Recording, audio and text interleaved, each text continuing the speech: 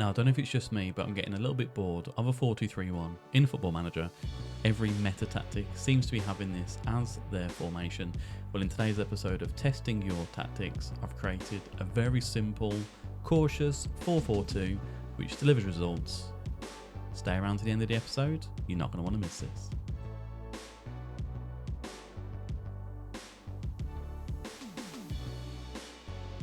Now, as always, no badges, no past experience. The assistant manager will be taking control, and there's going to be no transfers as well. The three teams that we are testing today are going to be with Real Sociedad in Spain, Manchester City, and Frosinone in Serie A. Let's get into today's episode. And when I say it's a simple 4-4-2, it's a simple 4-4-2, cautious mentality as well. Now, there is a little sprinkling of a libero, a segundo volante, but yeah, it is what it says on the tin. A cautious 4-4-2. In possession, it's very narrow, pass into space with underlap on the left and the right, focus down the right and the left, shorter passing, higher tempo, low crosses in the final third, and run at the defence for dribbling as well. In the transition, counter press and counter, distribute quickly with roll it out distribution style, a high line of engagement with a much higher defensive line as well, prevent short goalkeeper distribution with trigger press much more often, get stuck in, step up more, and to invite crosses in as well. Now, looking at the roles, a sweeper keeper on defend with tackle harder, two fullbacks on support with take more risks, cross from the byline, cut inside with the ball, stay wider and to tackle harder for these two as well. A libero with dribble more and tackle harder, ball playing defender with the same, dribble more and tackle harder, defensive midfielder on support with tackle harder, a winger on attack on the left hand side, tackle harder, mark specific position, and that is going to be the right back position as well. Segundo volante on attack with tackle harder, and the right hand side winger has got mark specific position, and it is the left back as well. Now, different up front, a pressing forward on support, roam from positions and to move into the channels, with an advance forward on attack with tackle harder. Now, the first test, we are going to go with Manchester City. Let's see how we get on. And we have won the league with Manchester City. It's not really a shock horror, but the 4-4-2 on a cautious has won the Premier League. So, you know, you can do it with a 4-4-2.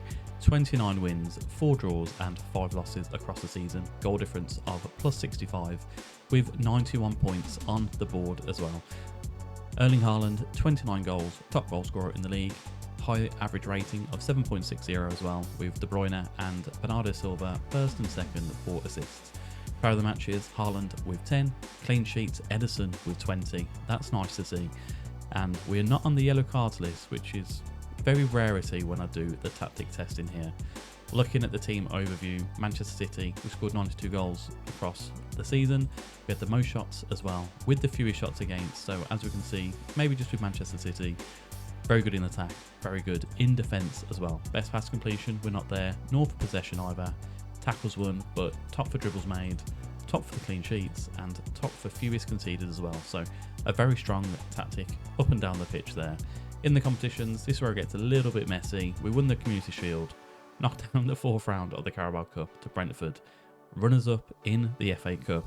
We won the UEFA Super Cup, and were knocked out in the round of 16 by Bayern Munich.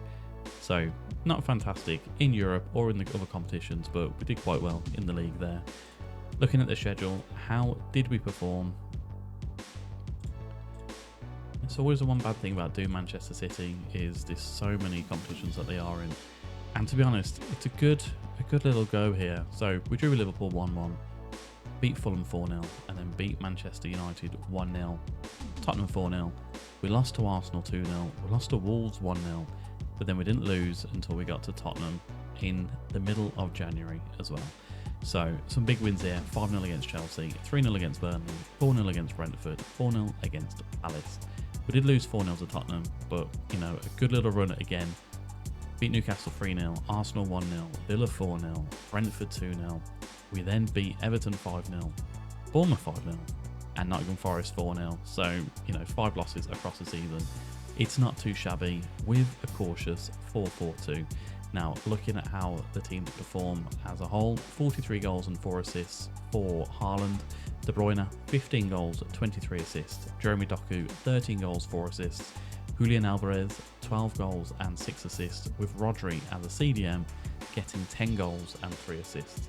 Now the next test is going to be with Frosinone in Italy. Let's get there.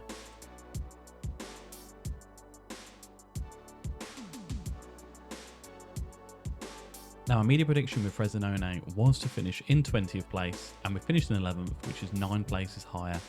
15 wins, 8 draws, and 15 losses, so probably hasn't worked too much with this one. However, they were destined for relegation, and to get a mid-table finish is fantastic news. We're not involved with any of the player stats other than yellow cards on this one, and that is Anthony Ionio getting 13 across the season. Now, in the player stats, we actually scored the 4th most amount of goals in Serie A with 64, 5th amount of shots, nothing for fewest against, pass completion, most possession, tackles won, 6th for dribbles made, and we're not involved in the clean sheets or the fewest conceded either. Looking at the competitions, we're knocked out in the 3rd round of the Italian Cup to Lazio. But again, this team is destined to finish rock bottom in the Serie A, so how did we perform? I mean, there's a lot of losses here, but, you know, 4-0 against Sassuolo, 2-0 against Atalanta. Have we got any big scalps? I mean, we drew to Roma, lost to Milan, drew to Juventus, but lost to Inter, beat Brianza 5-0, Hellas Verona 2-0, means a 4-1 here against Empoli, 2-1 against Cagliari, a few losses here, which isn't fantastic, but we actually did beat AC Milan 1-0, Sassuolo did the double with 2-0, and it's a bit of a bad run of form here. We drew to Inter 3-3, but we ended off with a 3-0 victory against Bologna. Yeah, not ignoring the fact that we lost 6-3 to Napoli as well. And looking at the squad, so this team obviously isn't as good as Manchester City. Dembélé getting 12 goals and 4 assists, with Chedira getting 9 and 2, and Emmanuel Valeri getting 7 and 2, with Kao George getting 7 goals, who is on loan from Juventus. Now, the next test is going to be Real Sociedad in La Liga. Surely we can do better than the Frosinone one. Let's find out. And fantastically, we finish in 3rd place with Real Sociedad. 25 wins, 5 draws and 8 losses across the season, plus goal difference of 40, with 80 points on the board as well. I mean, we was only 1 point away from finishing in 2nd place, which Valencia took. So, yeah, different look in La Liga table here. I mean, Las Palmas finished 7th in this game save. So, Mikel Oyarzabal got 17 goals and finished 3rd in the top goal scorer charts. Finished top in player of the matches with 8 across the season, and Aritz Alistondo got 12 yellow cards, topping the disciplinary chart there as well. So, most goals for, we scored the 2nd most amount of goals in La Liga with 80, 11 of these coming from corners, and Barcelona in comparison only scored 58 goals, so yeah, we're doing quite well with that one. We had the most amount of shots in La Liga, the 2nd fewest shots against, only beaten by Barcelona here. Now, as we've seen with the tactic, we're not involved with the pass completion, possession, tackles won, but we have topped the dribble charts here.